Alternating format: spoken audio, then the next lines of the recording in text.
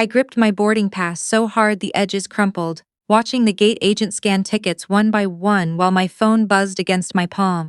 I had just landed in Charleston, flying in early to surprise my parents for the wedding weekend. I'd spent 11 months and $42,000 planning down to the last mason jar centerpiece.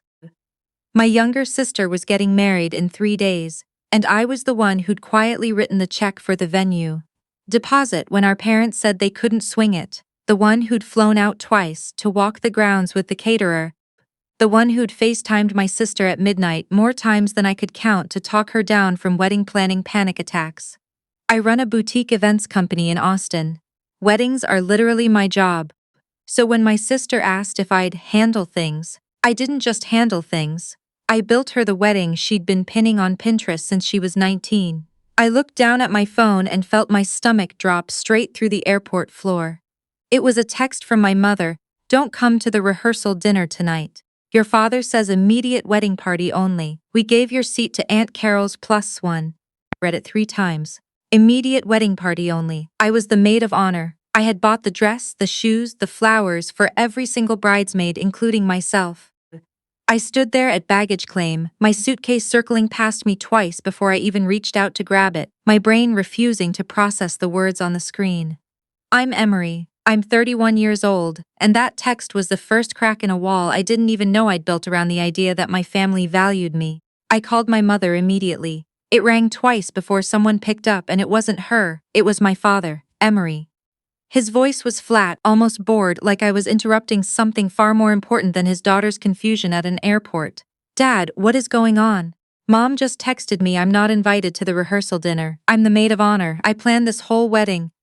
He sighed the way he used to sigh when I asked for gas money in college, like my very existence was a minor tax on his patience.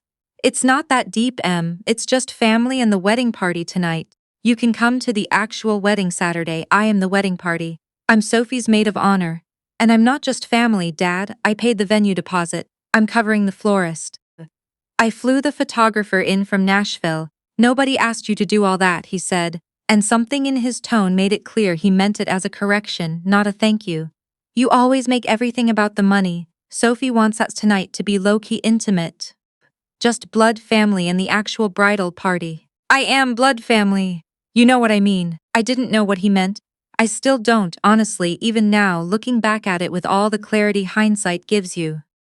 What I did know, standing in baggage claim with my suitcase handle digging into my palm, was that somewhere between booking that venue and tonight, I had stopped being a daughter and become a service provider. An invoice with a heartbeat. I hung up without saying goodbye. I don't even remember deciding to hang up. My thumb just moved. I want to back up because I think you need to understand exactly how much of this wedding was mine before I tell you what I did next. My sister Sophie is 6 years younger than me. Growing up, I was the responsible one. The one with the after-school job at 15. The one who got the scholarship. The one who moved across the country at 22 and built something from nothing. Sophie was the golden one. The one my parents bragged about at church potlucks, even though, if I'm being honest, most of her accomplishments by the time she was 28 were got engaged to a nice boy and decorates beautifully for Christmas. I'm not saying that to be cruel. I loved my sister. I still do, somewhere underneath everything that happened. But there was always a quiet ranking system in our house, and I was never quite sure which direction I ranked. When Sophie got engaged to her fiancé, a sweet, slightly spineless guy named Brett, who worked in commercial real estate and called my father Sir unironically, I was thrilled for her, genuinely. I drove out to Charleston for the engagement party, brought a ridiculous bottle of champagne, cried real tears when she showed me the ring. When she called me 2 months later, crying because the venue she wanted had quoted her parents a number that made my father go pale, I didn't think twice. "I'll cover the deposit," I told her. "Consider it my wedding gift. We'll figure out the rest as we go." The rest, as it turned out, was almost everything. The deposit became the full venue balance. The florist became my florist, the one I use for my own clients, flown in on my dime because the local options weren't elevated enough for what Sophie wanted. The photographer was a friend from my industry who gave us a discount, but the flight and hotel were on me. The day of coordination, normally a 5-figure line item for a wedding this size, I did myself for free because I was family and family doesn't charge family. I told myself I didn't mind. I told myself this was what older sisters did. I told myself a lot of things that in hindsight were just me negotiating with my own resentment before it had fully formed. The night before I flew out, I texted Sophie a final logistics rundown, vendor arrival times, the seating chart link, a reminder that I'd booked a car to pick up our grandmother from the airport. She responded with 3 heart emojis and "You're seriously the best, I don't know what I'd do without you."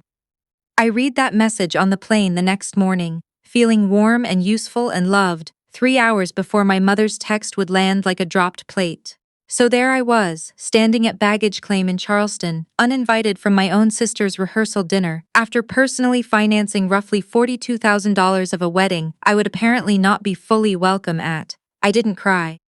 I want to be clear about that, because I think people expect the crying part, the breaking down in public part, and that's not what happened. What happened was something colder.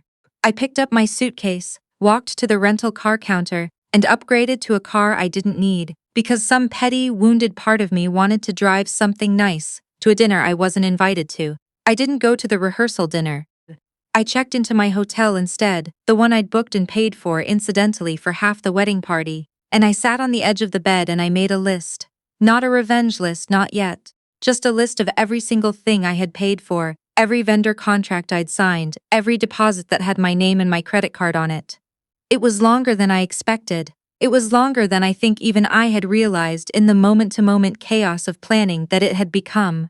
Around 9 that night, my cousin Whitney, not in the wedding party but close enough with Sophie to be looped into the group chat, texted me a photo. It was the rehearsal dinner, candlelit, everyone laughing.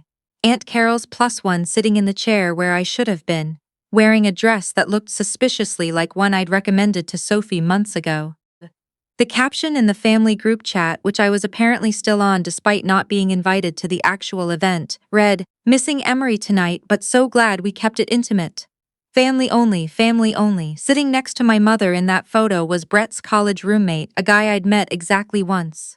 I want to tell you I made a calm, rational decision that night. I didn't. What I did was open my banking app and my vendor contracts, and I started reading the fine print I had skimmed past months earlier in the rush of just wanting to make my sister happy. Here's what I found. The venue contract was in my name. Not Sophie's, not my parents', mine. Because they couldn't qualify for the deposit terms without a verified income and excellent credit. And I had both, so the venue manager had suggested, reasonably, that I sign as the primary contracted party with Sophie listed as the event honoree. I'd agreed without thinking twice because I trusted my family, because it was just paperwork, because why would it matter who signed? The florist contract, also mine.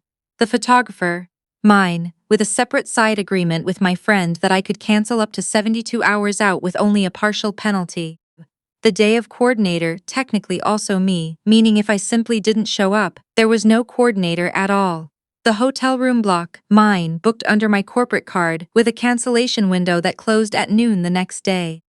I sat there for a long time, the hotel air conditioning humming, looking at all of it laid out in front of me, and I felt something shift.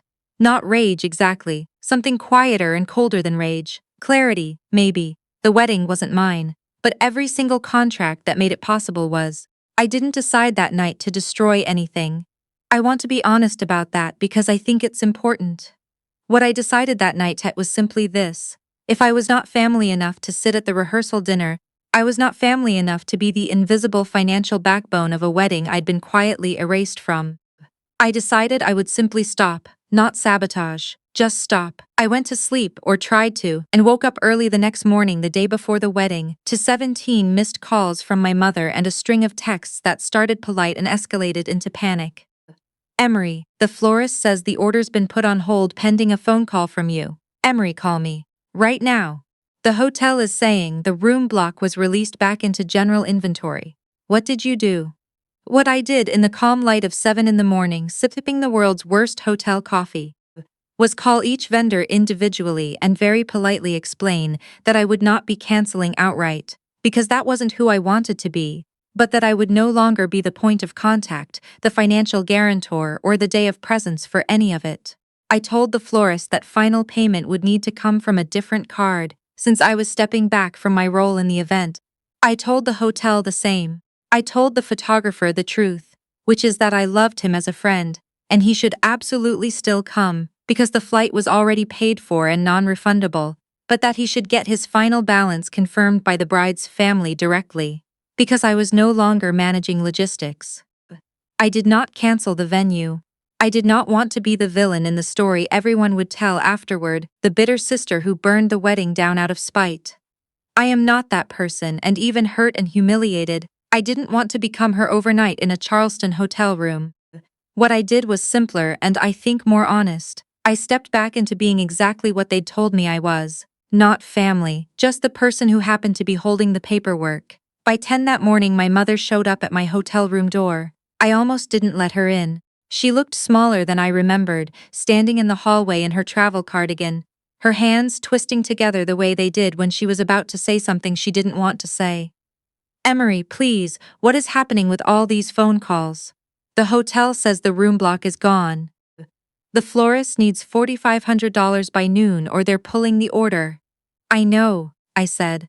I called them all this morning. Why would you do that? The wedding is tomorrow. Because, Mom, I'm not family tonight apparently, so I figured I shouldn't be family financially either. I kept my voice level. I'd practiced it in the mirror that morning actually, which felt insane even as I did it, but I needed to not be the screaming daughter in this story. You can absolutely still have the wedding, you just need someone else to handle the logistics and the remaining balances. I assumed Dad or Aunt Carol's +1 could step in. My mother's face did something complicated, somewhere between fury and the dawning realization of arithmetic she hadn't done in months. The arithmetic of exactly how much of this wedding had quietly been running on my name, my credit. My Saturdays spent on hold with vendors. You can't just walk away from this, she said. Sophie's wedding is tomorrow. I'm not walking away from Sophie's wedding, I said. I'm walking away from being the only person responsible for it while also being told I'm not welcome at it. She left without another word, which somehow felt worse than if she'd screamed at me. The next several hours were, from what I gathered through the group chat I was apparently never removed from, complete chaos. My father called the florist directly and discovered that without my card on file, the remaining balance would need to be paid in full, in cash or certified check, no exceptions. Because the original contract, the one with my name and my excellent credit on it, no longer had a guarantor attached.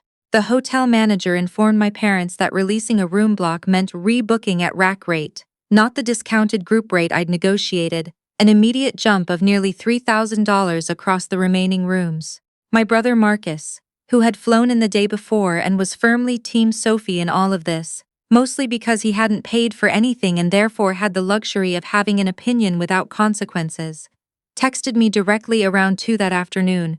You're being so petty right now. It's Sophie's wedding. Grow up. I wrote back, deleted it, wrote it again and finally just sent. I paid for a wedding I was uninvited from last night. I'm not the one who needs to grow up. He didn't respond. Sophie called me at 4. I almost didn't pick up, but some part of me, the part that still remembered her as a chubby-cheeked 4-year-old, asking me to braid her hair, answered anyway. She was crying, the kind of full-body crying I hadn't heard from her since she broke her arm falling off the trampoline when we were kids. Emery, please, what is happening? Everyone's freaking out. The florist won't deliver tomorrow unless someone pays them right now, and Mom won't even explain what you did. I didn't do anything except stop covering costs for an event I was told I wasn't family enough to attend, I said, and I felt my voice crack slightly, the first real crack of the whole day. Sophie, I planned your entire wedding. I paid for almost all of it, and last night Mom texted me that I wasn't invited to the rehearsal dinner because Dad wanted just family, and you let that happen. Did you know? Did you know they cut me out and gave my seat to a guy Brett met at college? There was a long silence on the line. Long enough that I thought the call had dropped. I didn't know it was your actual seat, she finally said quietly. I thought Mom said you couldn't make the early flight. I was at the airport, Sophie. I was standing at baggage claim when she texted me. More silence. Then, in a smaller voice than I'd heard from her in years, I'm so sorry. I should have asked more questions. Wedding planning has been so much, and Mom and Dad kept saying they had it handled, and I trusted them. And I didn't think to check with you because you always just handle everything so well that I assumed you were fine. That sentence undid something in me, honestly. You always just handle everything so well that I assumed you were fine. That's the trap, isn't it? Be competent enough, generous enough, low maintenance enough, and eventually people stop checking if you're actually okay. They just assume the machine runs itself. I'm not fine, I told her. I haven't been fine since I read that text. But I'm not trying to ruin your wedding, Soph. I'm trying to stop being invisible in my own family while also being the only one paying the bills. We talked for almost an hour. I won't pretend it fixed everything because it didn't, not that day. But by the end of the call, Sophie had done something I genuinely hadn't expected. She called our parents and told them, in front of Marcus and Aunt Carol, that if I wasn't at the rehearsal dinner table, in the actual wedding party photos, and treated like the maid of honor I was, she wasn't sure she wanted to go through with the wedding as planned. I found out later from Whitney that this caused what my cousin generously described as an absolute scene in my parents' hotel suite. My father apparently tried to explain that it was never about excluding me, that it was about keeping the rehearsal dinner small and blood relatives, at which point Sophie reportedly asked him to explain, slowly, how Brett's fraternity brother counted as blood relative and I didn't. He didn't have an answer. By 6 that evening, my mother called me again. This time her voice was different, not commanding, not annoyed, just tired in a way I genuinely never heard from her. Will you come to the wedding tomorrow? She asked. And will you let us fix the vendor situation properly? Your father wants to talk to you. He wants to apologize. I sat with that for a moment, the late afternoon light coming through the hotel window, and I thought about every birthday I'd shown up for after a 16-hour workday, every loan I'd quietly given Marcus that was never paid back. Every time I'd been told I was too sensitive for needing a single moment of acknowledgement in a family that ran on my reliability. I'll come to the wedding, I said, for Sophie. Not because Dad wants to apologize over the phone through you. If he wants to apologize, he can do it himself to my face, and it better not start with "it's not that deep." My mother actually laughed, a short, surprised sound. That does sound like something he'd say. The wedding happened the next day. I want to tell you it was a perfect cinematic redemption, that my father got down on one knee in front of 300 guests and apologized with tears in his eyes. But that's not how families like mine work, and I think you know that already if you've ever had a family like mine. What actually happened was smaller and stranger. My father found me before the ceremony, in the little antechamber where the bridal party was getting ready, and he stood there awkwardly for a long moment before saying, I shouldn't have let your mother send that text. I should have called you myself if there was an issue with the dinner. I'm sorry. It wasn't a full apology. It didn't address the venue, the florist, the 11 months of quietly being treated like a vendor instead of a daughter. But it was something, and I decided in that moment, standing in my bridesmaid dress with my sister crying happy tears in the mirror behind me, that something was enough for today. I paid the remaining vendor balances myself that morning, not because I had to. My parents had scrambled between Marcus's credit card and a panic transfer from their savings to cover most of it, but because I didn't want Sophie's wedding day shadowed by an unpaid florist invoice. I want to be honest about that too. The revenge, if you can even call it that, was never really about the money. It was never about actually destroying the wedding. It was about making the cost of my invisibility visible to the people who'd stopped seeing it. Sophie's wedding was in the end beautiful. The flowers I'd fought to get there arrived on time. The photographer I trusted captured every moment. I stood at the altar as maid of honor, in the seat that was always supposed to be mine, and when Sophie threw her bouquet, she looked directly at me first, like a silent thank you neither of us needed to say out loud. I flew home to Austin 2 days later. My father texted me a week after that, a longer message than anything he'd sent me in years, actually explaining, not excusing but explaining, that he'd grown up in a house where showing favoritism toward the successful kid was considered rude, so he'd overcorrected by treating my success like it didn't exist. Like acknowledging it would somehow diminish Sophie. It wasn't a perfect explanation, it didn't undo the text at the airport. But it was the first time in 31 years my father had tried to explain himself to me instead of just expecting me to absorb it and move on. We're not perfect now. My mother still occasionally slips into old patterns, still sometimes forgets to ask how I'm doing in the rush of asking what I think about a problem she needs solved. But something did shift that weekend in Charleston. I'm no longer the invisible infrastructure of my family's milestones. I'm a daughter who happens to be good at her job, not a job that happens to have a daughter attached to it. Sophie and Brett are coming up on their first anniversary now. And last month, when she called to ask if I'd help plan their anniversary trip, she started the conversation differently than she ever had before. I want to pay you for your time this time, she said. Actually pay you, like a real client. Because I think I finally understand what you were always doing for us. And I don't want to take that for granted again. I told her I'd think about the rate, mostly because some habits, the petty satisfying ones, are worth keeping just a little longer.